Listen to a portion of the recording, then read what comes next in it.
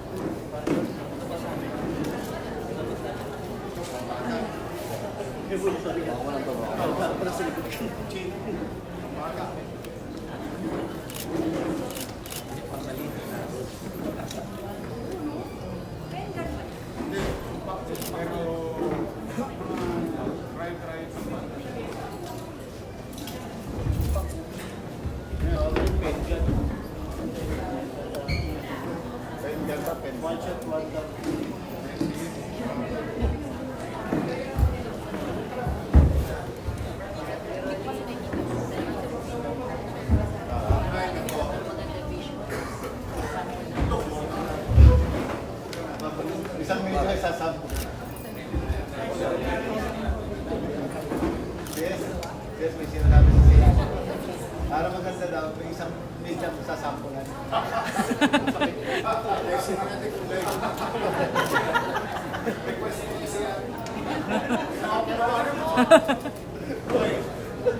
Hi, magandang araw sa inyo.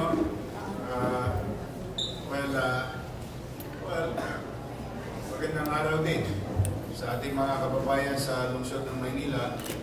As you can see on my right, Manila Police District Director General Danao, and we would like to welcome General Danao and I, and in behalf of the City Government of Manila, Undersecretary Pimago Jun Densing of DILG is here. So, mga kababayan, as you can see in front of you, last week we had a meeting with PDEA, DILG, and MPD with regard to the ongoing chaos or unattended chaotic situation in Paseco. For the information of everybody, ang Paseco po ay isa sa mga mahihirap namin komunidad. Ito ay nasa west side of the city. Nakalulungkot po sapagkat mahirap na nga yung mga kababayan natin doon na nagbabaka sakaling umahon ng kanilang buhay dito sa Maynila, galing kung saan sa probinsya, nanirahan sa Paseco, upang mairaos ang kanilang mga pamilya. Mahirap na nga ang buhay, ito naman mga individual na walang galang sa batas at mapagkunwari at mapagtangging mga barangay official o mapagkubli sa barangay official sa tunay na sitwasyon ng Baseco, amin pong nilahad sa kapulisyan. Total, may hamon naman sa amin bilang lokal na pamahalaan.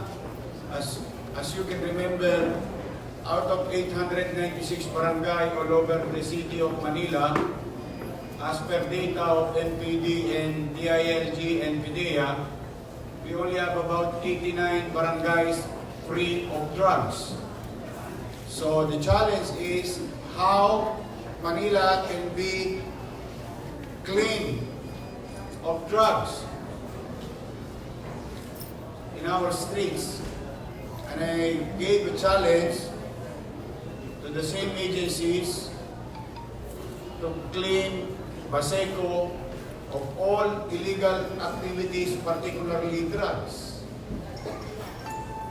Mga kababayan, yung nakikita nyo sa harap ay tanging epekto lamang ng operasyon na binuo ng iba't ibang ahensya ng national government, particularly PNP, PDEA, and DILG.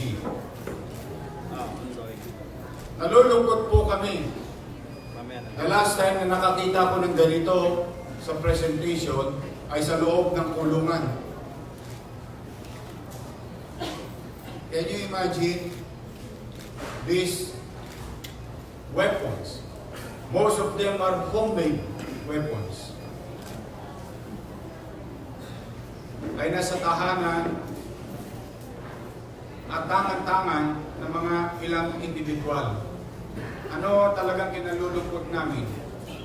Mahirap na nga yung lugar namin, babahayan pa ng mga kriminal. Paano na ngayon yung mga nanay, tatay, ng mga batang iniraraos nila? Na walang tanging layunin kundi itaguyod ang kanilang pamilya at makapamuhay ng panatag, mapayapa dito sa lungsod ng Maynila.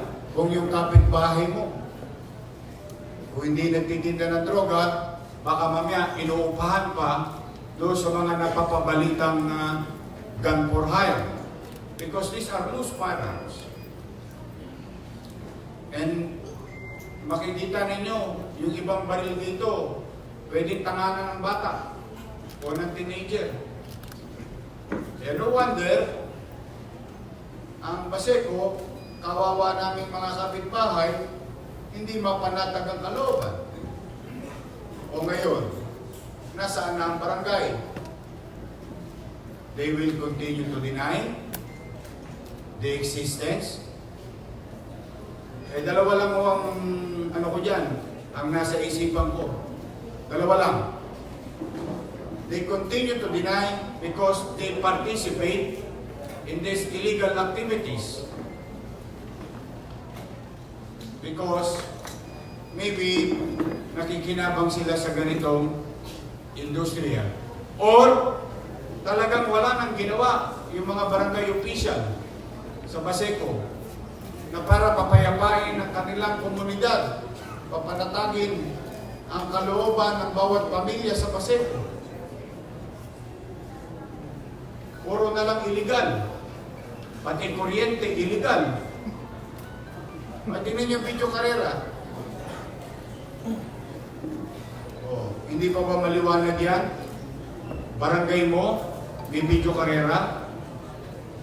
Dalawang bagay din yan. Wala ka talagang pakialam o pagmamalasakit sa pamayanan mo o nakikinabang ka sa illegal activities na ito. Either way, there is no business for these barangay officials to be there. And now we are submitting before DILG that these barangay officials should be suspended of their non-performance of their obligation, or maybe not even cooperating with the campaign eliminating illegal activities in this corner of the city. Nakalulungkot, mahirap na nga. Mahirap pang mabuhay. Now, having said that, we will not stop. We will clean Baseco of all illegal activities. We will give Baseco a peaceful, productive community. It's either they're with us, those barangay officials, or they're against us, against the government. I think today is a testament, proof of our claim, no matter how they will deny it. That's why I always tell you, you cannot resolve problems if you keep on denying it. So, pag yan nag-i-exist, wala kang kwenta o protector ka ng mga ganitong bagay. And I hope now at least Undersecretary Pimaco Jundensin is now today with us. We're happy that he was sent by Secretary Anyo to witness this chaotic situation in the portion of the city. This will not only happen in Baseco. This will happen next to 275, Barangay 20, 105, 101, 128, 129, 123. So those who are living along the west side of the city, I think yung mga bad elements, stop doing these illegal activities or get out of the city of Manila. Hindi namin kayo kailangan dito sa lungsod. Hindi namin kayo papayagan na babuyin ang mga mahihirap naming komunidad. At dyan kayo magkukubli, dyan kayo magtatago. Hindi po. Susuyurin po namin kayo. Sa lahat ng mga barangay chairman na binanggit kong barangay, partikular na sa west side of the city, sana po makipagtulungan na kayo. Sa PDEA, makipagtulungan na kayo. Sa PNP, makipagtulungan na kayo. Sa DILG, makipagtulungan na kayo sa City Government of Manila. Now, as you can see, may mga tanod pa. Tingnan ninyo. This is not our ID. They claim to be traffic enforcer in the area.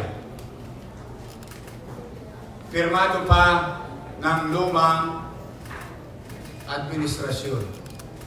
So sa mga tao na nakakakita nito, hindi po to ID ng bagong gobyerno ng lungsod ng Maynila. Luma pa ho ang nakapirma.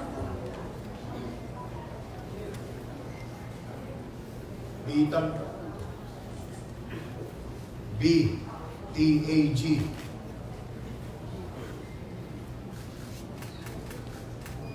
Ito raw, kisi-kisi. Bawat sopa. May sarili silang toll gate doon. Dinay nyo na naman. Dininay nyo nga na may basura eh. Mali daw ang PRRC. Dininay ninyo na may illegal activities sa kuryente. O, nung pinutol namin yung kuryente, namatay yung buong komunidad. Dininay ninyo na walang ganito. Eh, ano ito? Ha? So, anyway, pasensya na kayo. That is only my opening statement. I think we have proven our work and we will continue, but I would rather have General Danao to brief you on what really transpired during the course of massive saturation effort to clean Baseco of any illegal activities. Magandang araw po. Sir, sandali. Bago kayo. Yes. Ano yung nasa kamay ninyo?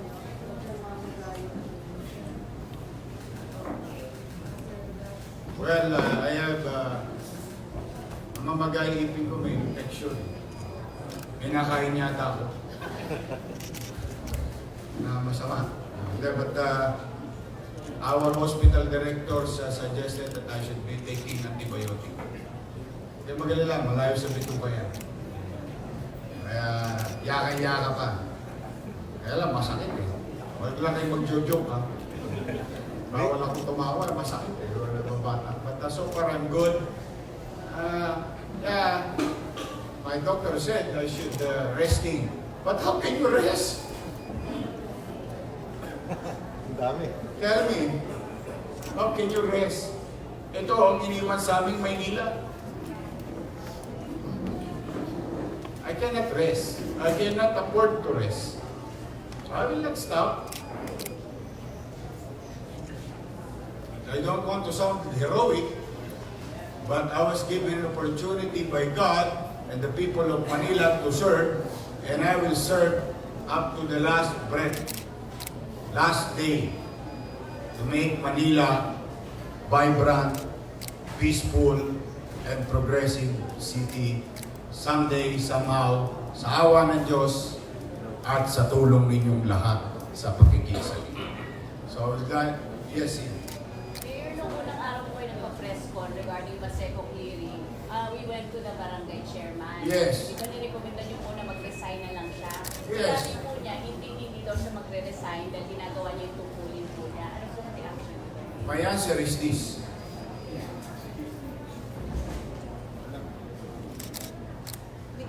Hindi raw niya, ginagawa raw niya yung tungkulin niya.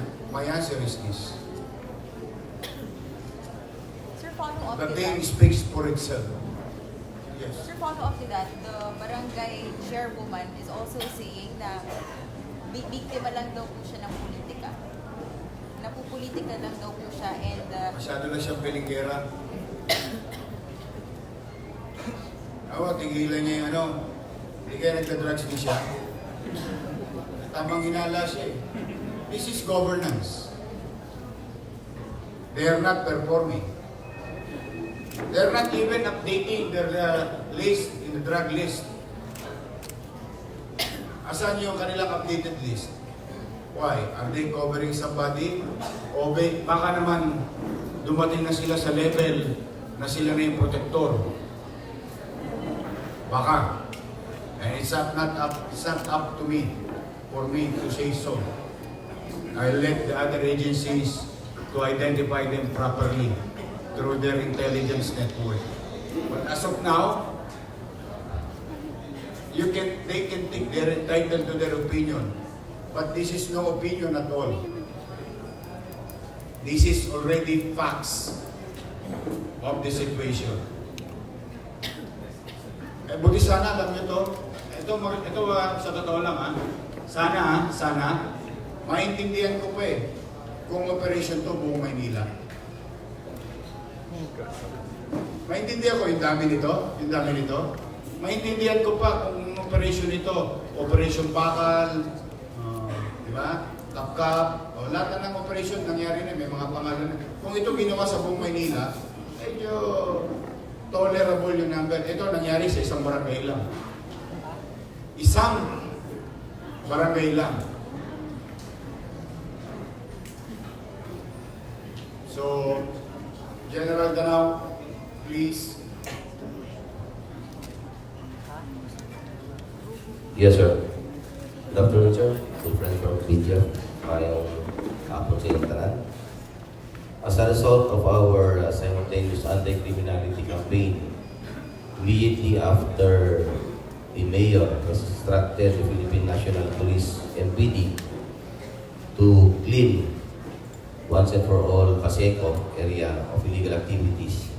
Immediately we have implemented the O-Plan Paseco. And as a result of this, we have recovered and confiscated the different items. During the course of clearing operation, saturation drive sa area ng Paseco, meron kaming in-applyan for search warrant. And that search warrant resulted on the arrest of at least 4 and the recovery of the different firearms. Doon sa 2 weeks na operation po na yun, kasama na po dyan yung O-Plan Galugat, O-Plan Checkpoint, Choke Point sa area, at atin pong binahay-bahay yung iba. Yung iba po dyan ay voluntary na sinurrender na lang ito. Yung iba ay tinapon na lang. Yung iba naman ay na-recover doon sa encounters. No? Yung nasa kaliwa, yun yung mga na-recover sa encounter. No? Yun yung mga firearms na-recover. So as a result, we have recovered at least 63 firearms of different calibers. Nandiyan naman sa harapan ninyo. We also have recovered explosive. And we have recovered and arrested at least 37 for violation of 9165. Yun yung mga personalities na may hawak na droga at the time of the saturation drive. We also implemented, yung nakita natin ng mga violations, kasama na po dyan yung sa illegal gambling. In spite of the mandate of our mayor to clean the area of illegal activities, particularly gambling, meron pa rin talagang nag-take life, no? Yan mga video karera. We have at least recovered or confiscated 9. We also implemented yung RA 4136, yung violation sa mga sasakyan, and impounded at least 70 motorcycles. Doon sa accomplishment din natin sa drug clearing, nag-implement din po tayo ng Operation Tok-Tok Hangyo or Tokhang, wherein kinatok natin yung mga bahay-bahay. Yung iba doon ay dati na may mga record, yung mga iba ay invite naman natin for violation of the different city ordinances. Yun yung mga nakainom, nakahubad, habang naglalakad sa kalsada, with a total of 700 plus, 722 exact. After which, we also conducted different lectures sa different areas. Also, one of the mandate of our city mayor, and sinabi rin ito ni Presidente, is yung clearing ng ating mga kalsada. And we are happy to say that isa sa barangay dyan, outpost, yun yung nasa entrada mismo ng Paseco, yung barangay 619. Meron kasing parang outpost dyan, yung sinasabi ni Mayor kanina, na parang toll gate, choke point. It's part of the barangay actually. Bago ka papasok dyan, pipindot na yan. Yun na yung 15-15. Na bago ka makapasok, magbabayad ka ng 15. Clear off din po natin yan. So pinatanggal natin yung barangay outpost doon, which is illegally per se obstructing yung ating kalsada.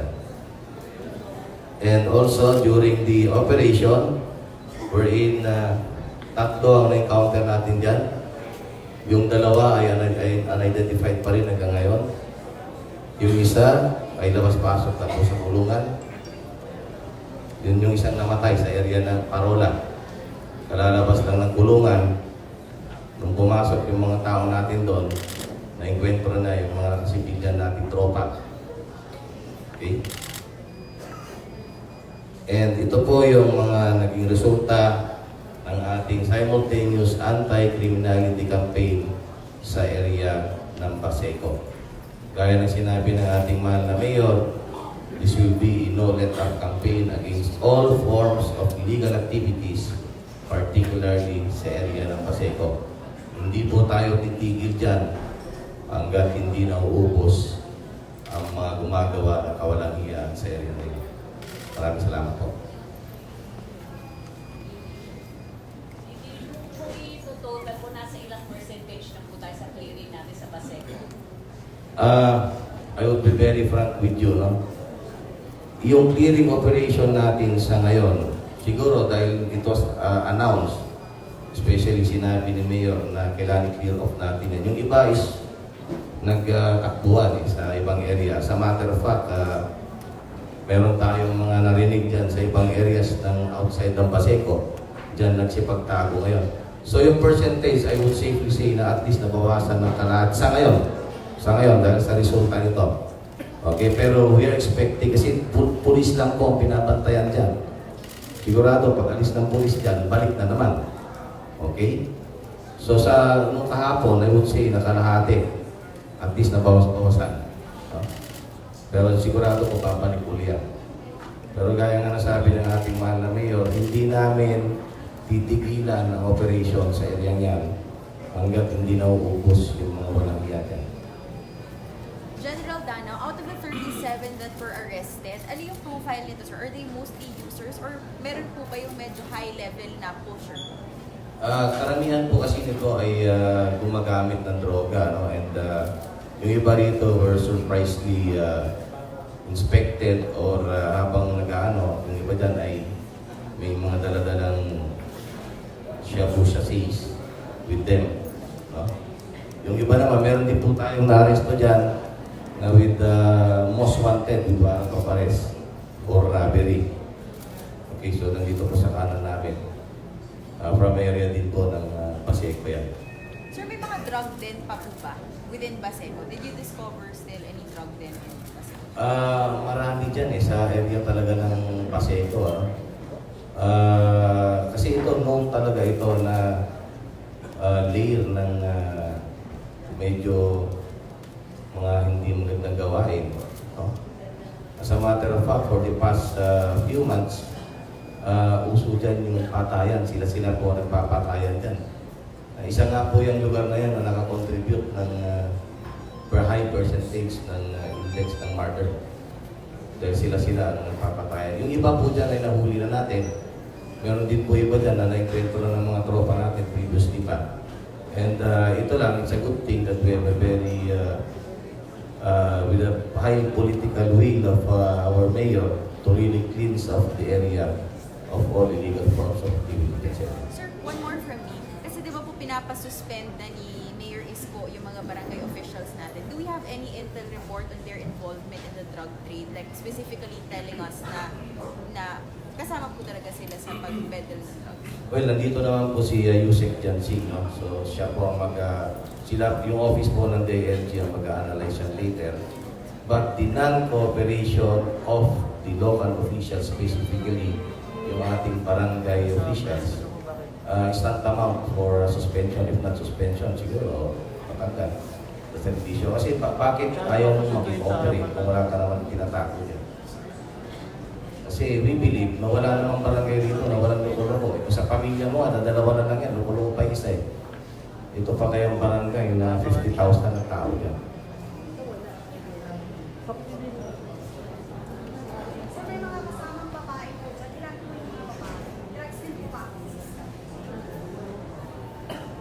Yes, meron tayong 6 dito na drug users. Yung iba kasi request na nasa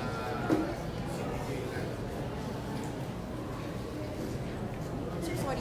How about yung police pala, sir, na assigned, yung PCP assigned to Baseco? Ano pong report niya? I-reshuffle din ba sila, sir?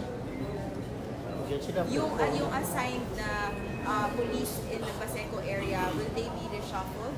We will look at the possibility kung talaga hindi sila naging effective nila. Pero as of now, malis pa naman ang trabaho natin. Yung area kasi ng Baseco po ay napakalaki. This is 39,000 hectares area wherein napakaraming tao.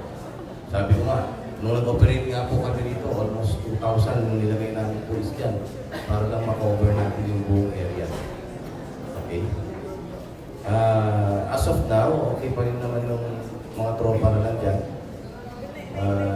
Marami naman sila na-accomplish forefront. And sila yung bigay actually ng target personalities.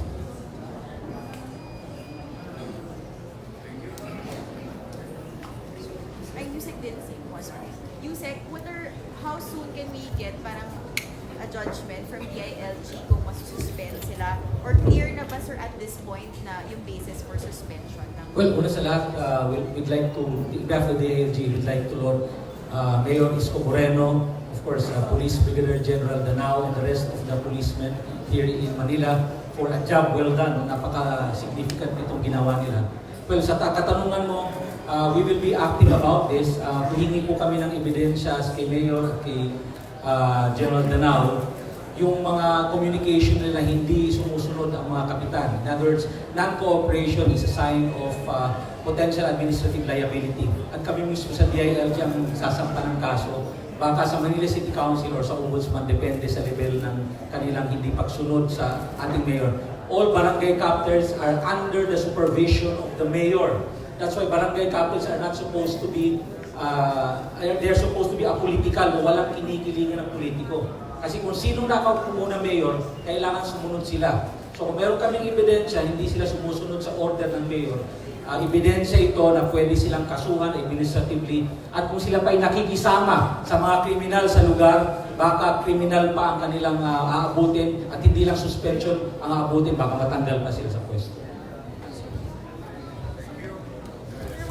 Sir, for you, Secretary, sir, how long would it take for the DILG to finalize the details of the case?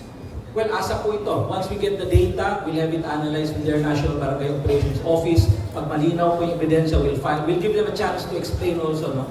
We will still undertake the whole due process thing. No? And once the due process has been made and we still see that they are liable for non-action or for malfeasance and misfeasance, dire-diretso na yung kaso. Mabilis po ito. Mabilis. At hindsight, given this, what's your assessment?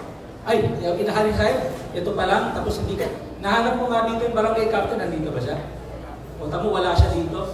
That's already an evidence na wala siyang pakialam sa nangyayari sa kanyang lugar. Itong mga bagay na ito, coordinative dapat ang pulis sa barangay officials. That's the standard operating procedures. So the fact na nag-operate ang pulis, hindi nag-coordinate yung barangay at maraming nahuli dito at wala pa siya dito, ebidensya na yan na hindi niya ginagawa ang kanyang trabaho. Ngayon, lahat po ng pulis ng Sunday nagtrabaho, bibigyan ba natin sila ng commendation? Lahat ng pinaghirapan nilang paglilinis ng Baseco, lalo na Station 5? Of course, we'd always recommend and recognize efforts of City Hall employees who went out of their way to serve the people of Manila. No? And the same thing with uniformed personnel. We'll always recommend people or our police na mabigyan ng konting pagkilala. In our own little way, among ourselves, we are doing it nowadays. No? But with this effort, and I think it's going to be a continuing effort, we will commend them to the police hierarchy or their organization. Yes, it's definite. Yes. Tapos, baka naman hindi mabigat sa kalooban ninyo. Pwede ba palakpakan nyo naman mga lesbo?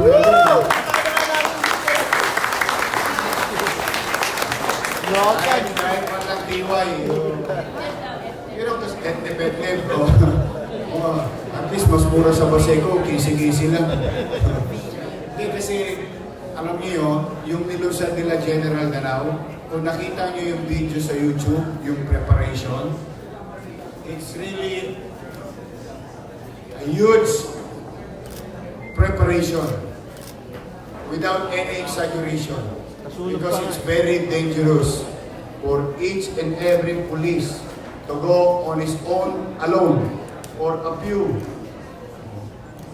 Pwede sila makatay doon. I mean, posible. But with this effort, they go the concept of blitzkrieg and shock and awe, caught unaware sila. And, okay, if I may remind you,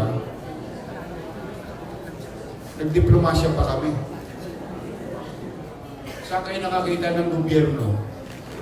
Oy, paparating na mga alagad ng batas. Why? Why do we say that? Why do we do that?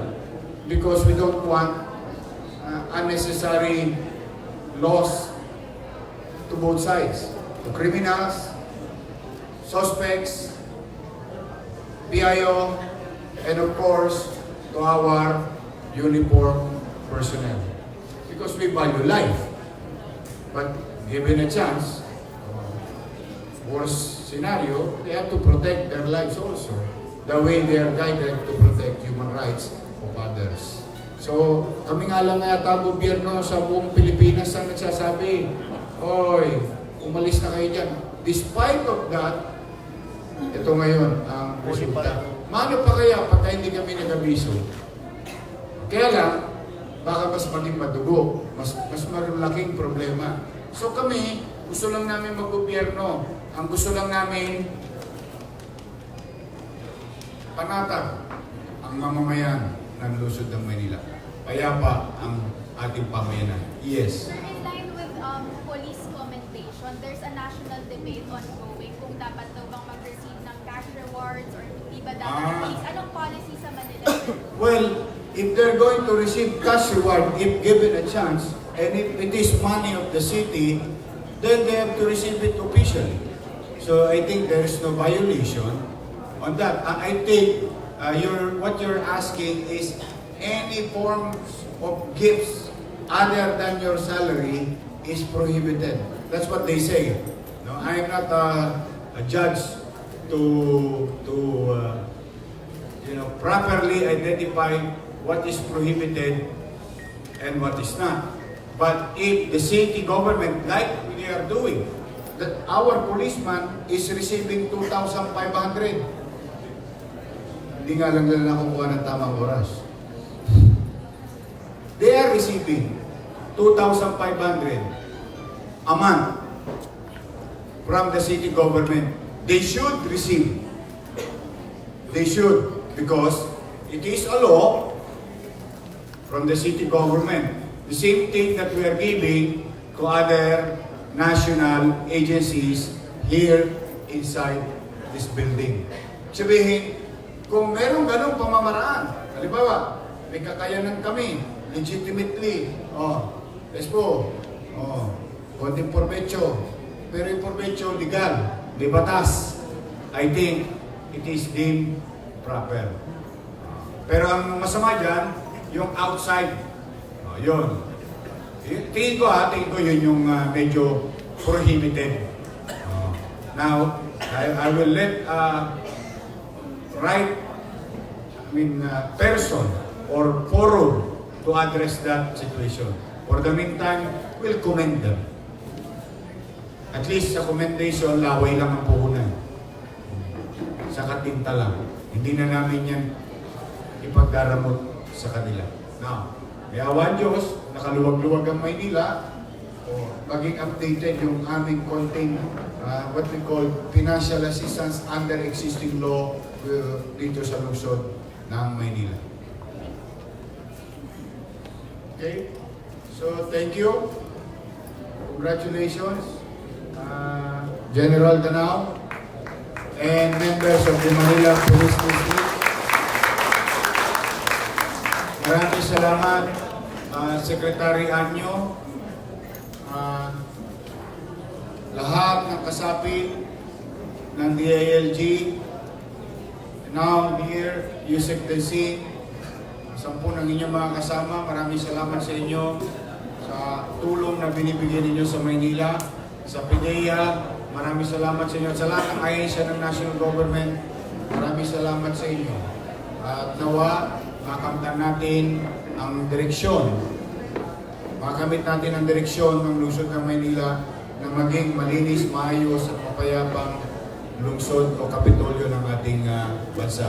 Sa inyong lahat, dito, huwag kayong mag-alala. Again and again, this is just a start. Every time is always a start. We consider everything is a start.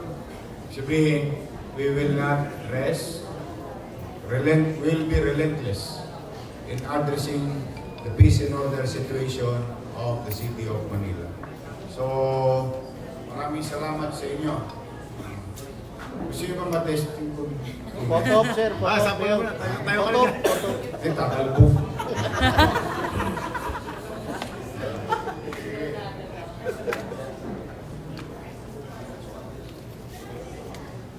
Oh, yan.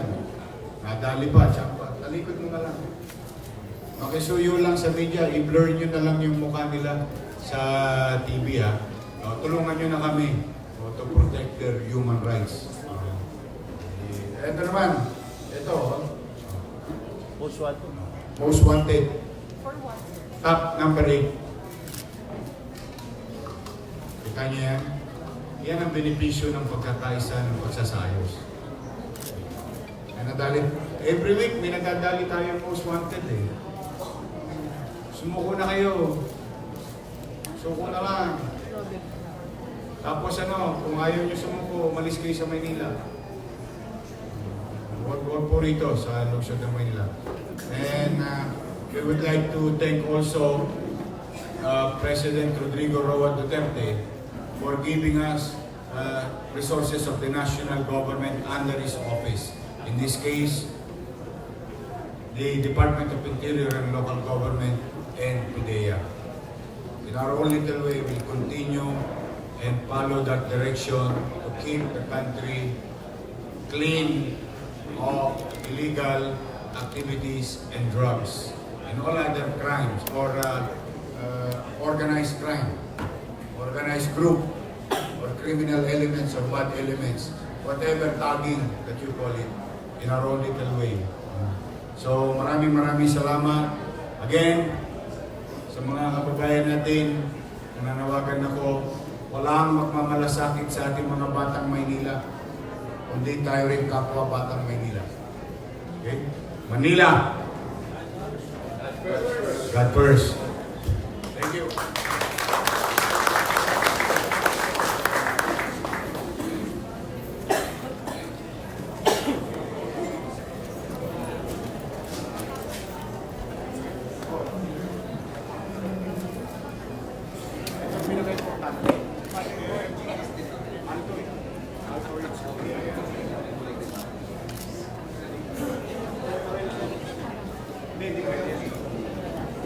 Ito gamit kasi may mawakan gamit evidence.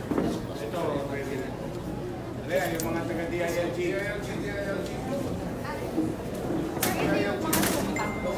Ito pala niyan. Would you believe? Pang shotgun na sila. Parang pang shotgun. Pang shotgun.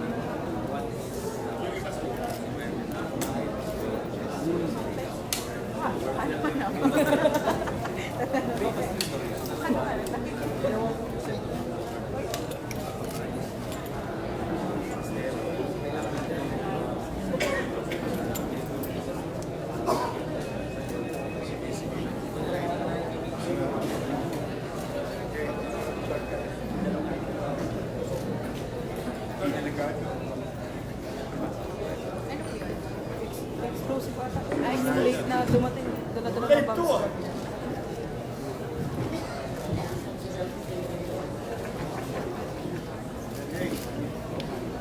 Sir, tawag ka na siya, sir. Para na kayo, sama ka na kayo. Kaya naman ito, pumutok. Kasi mga oil sa gas. Yan na lang siya, vice. Yung mga dito pwede na daw. Yung doon hindi pa. Actually, pag wala ka ng balat, Pabalo mo na lang. malo mo na lang sa ulo mo patay sa tetanus. Tetano ka mamamatay dyan. Grabe. Kabalo mo utak na yan. Kabalo mo utak na yan. Gawa sa tinidor. Asan yung tinidor? Ito yung lolo. Ito yung apo. Edgar. Parang caliber 22 number. Tinidor lang. Hindi ko may point sa'yo eh. Ayun, tinidor lang. Scientist. Viabilidad lang.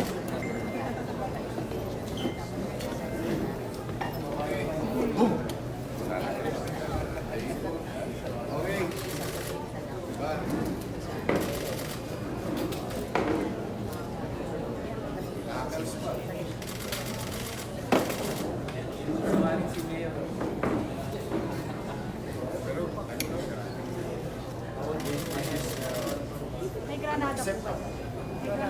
Yun naka-plastic. Sige, thank you very much sa inyo. Thank you.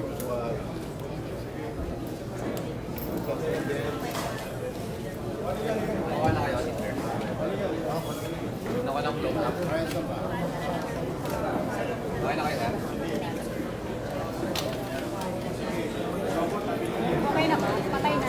Patay na, kuya. Wala akong bala. Wala akong bala. FFF lang yan.